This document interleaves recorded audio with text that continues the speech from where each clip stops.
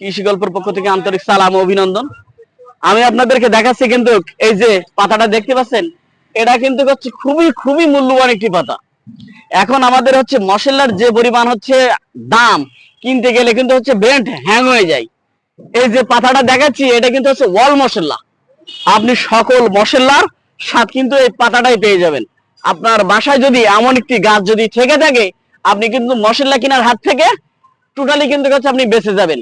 তাই আমি বলবো যে এই গাছগুলো আমরা নিজ বাসায় লাগাই, যাতে আমরা মশলা কেনার হাত থেকে ভাই বেঁচে যাই। এগুলো হচ্ছে সমস্ত মশলার উপাদান কিন্তু হচ্ছে এই পাতাটাই আছে। এই পাতাটা দিলে কিন্তু হচ্ছে সমস্ত স্বাদ কিন্তু হচ্ছে আপনি এই পাতাটাই পেয়ে যাবেন।